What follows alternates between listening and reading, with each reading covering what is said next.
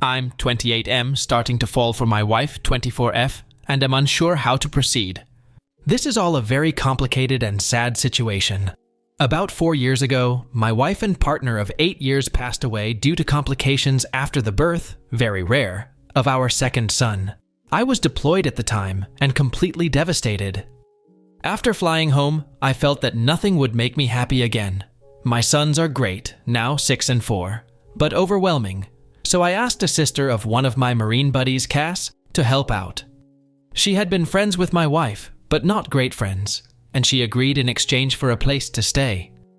At the time, Cass was only 20 years old and in quite a bit of debt in fault of her extremely abusive ex-boyfriend, who she had finally left about 3 months earlier. During the first few weeks of her helping out with the boys, she asked to borrow money to see a doctor due to shaking hands, no insurance.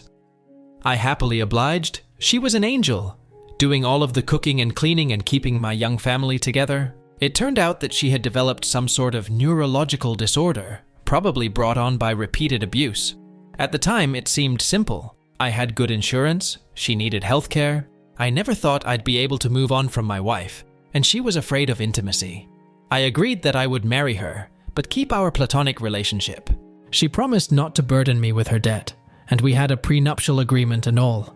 I know that this is fraud of the government, hence the throwaway, but we were both so damaged and needed somebody, if not intimately. The past 3 years have been about as good as expected, if not better. Cass is great, better than great. She keeps the house spotless, had food ready every night when I get home, and has been working overnights as a baker and almost has her debt paid off. Her condition has improved greatly, also due to the great medical care she was able to receive. With the boys, she is a saint. She tells them about their mother, shows them pictures, takes the places for fun, and even taught them how to read.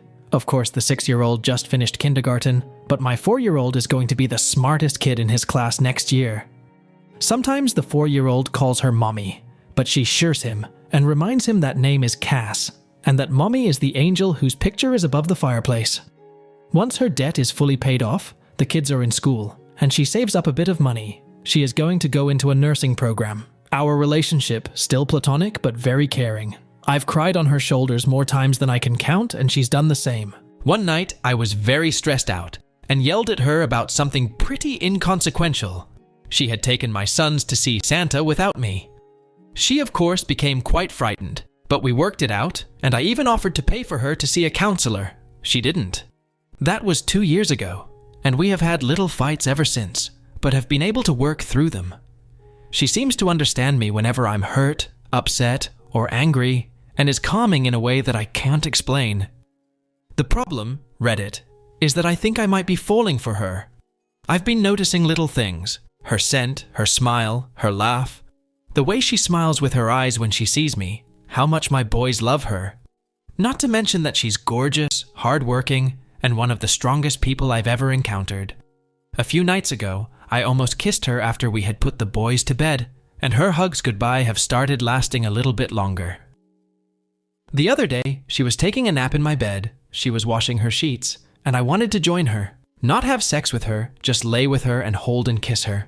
If it means anything, the other day she was having a hard time with the boys. They were restless and being hour of hand, so I brought her home some of her favorite flowers. She was extremely giddy and gave me another lasting hug and a quick kiss on the lips.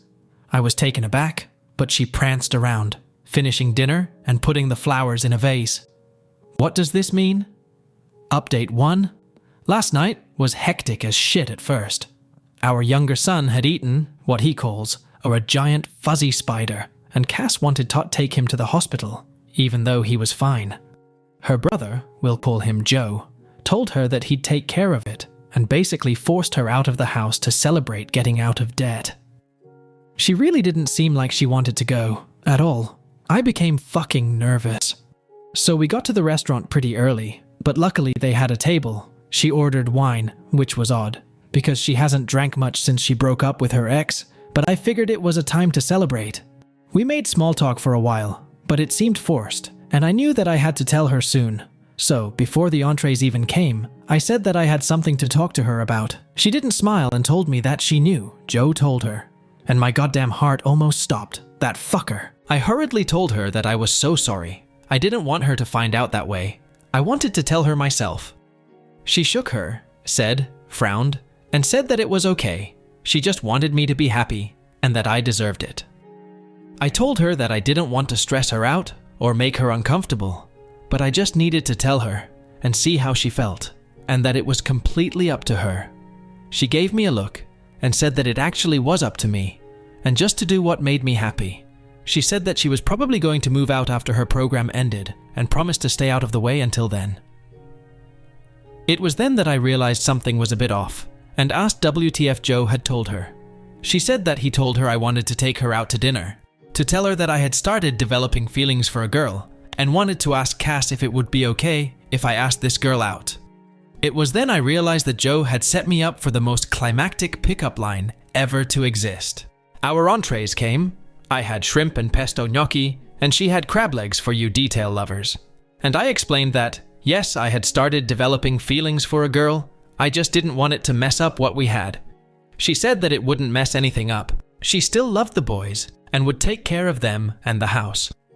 I continued to then explain that I wasn't going to ask the girl on a date though, and she asked incredulously, why not?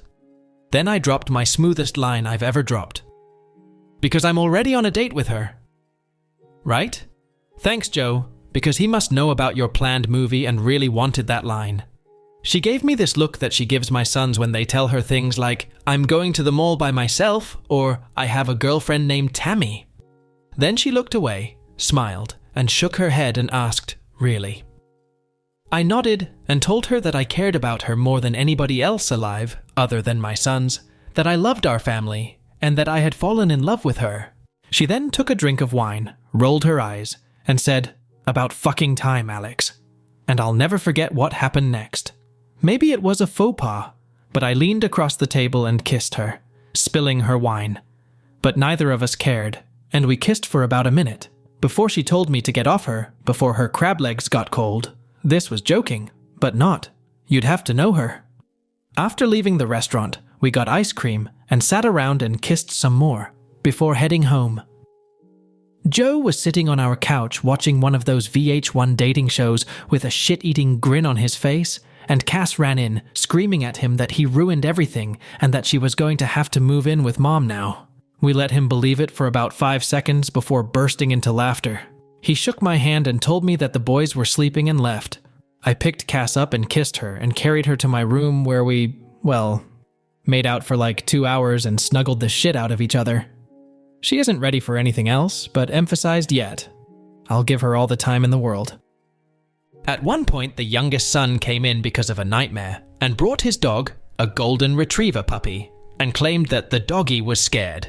So we, of course, let him in. I woke up early to make everyone breakfast and, of course, deliver. And I'm about to go and kiss my wife goodbye and ask my boss for the second part of the day off so that I can spend more time with her while the boys are at school preschool. Update 2. But I'm still unsure how to provide proof. I've lost the receipt for the restaurant and didn't pay with a card, and won't post pictures for obvious reasons, such as years of defrauding the government. But I will deliver and find a way, I promise, as a man of my word. Haven't I always delivered so far?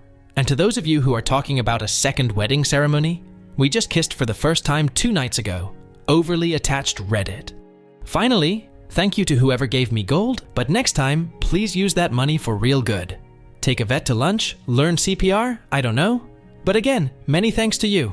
I promise I'll update again in the future, but don't be angry if it isn't very often. I've been a little busier than normal. Update 3. Things were going very well, except I started developing feelings for her. I was afraid of scaring her or making her feel unsafe, but Reddit convinced me to take the plunge. Now I'm happily dating my wife. Hey everybody! I hope your workday is going well. My day has been crazy. Everything has been going wonderfully lately though. It was somewhat strange at first explaining it to our friends and family, but most of them had already caught on, including my sons, who act as if nothing has changed. I'm pretty sure the little fuckers knew the entire time. Anyways, last night I came home and Cass was out of it. Dinner was burnt, which is no big deal. I can't really cook well or anything, but it's out of character. And she was drinking, lightly, only 1 or 2 glasses of wine. I asked her what was wrong. Obviously I was concerned, and she told me that her ex-boyfriend, shithead, 30, male, got parole last week. I was flabbergasted since she should have been able to testify at his parole hearing, I believe. Apparently, the crime that he was incarcerated for was unrelated to the abuse, which I had always assumed was the reason, but Cass had been, 1, assured it would put him away for a decade at least, and 2, had been far too afraid to testify against him or press charges. Apparently, he'd been arrested for this felony, and when he was being held, he asked her to post bail, but instead, she asked my first wife for help, moving out and moving on. I don't know what to do. I don't think that we have any legal ways to put him back into prison. She knows that she should have gone to the police and is guilt-ridden and upset about it now. I know that she's going to be safe, because if he tries to even contact her, I'll take a legal recourse of action to make sure that he doesn't so much as touch her. I've taken off work today, but promised that even when I go back, I'll have my buddies stopping by throughout the day, but I don't know how to make her feel safe. I've contacted my lawyer about filing a restraining order, and he said it shouldn't be too hard, but she's a mess. I just don't know how to make her believe that I doubt this piece of shit will come around, but I know what I'm going to do if he tries. Update 4.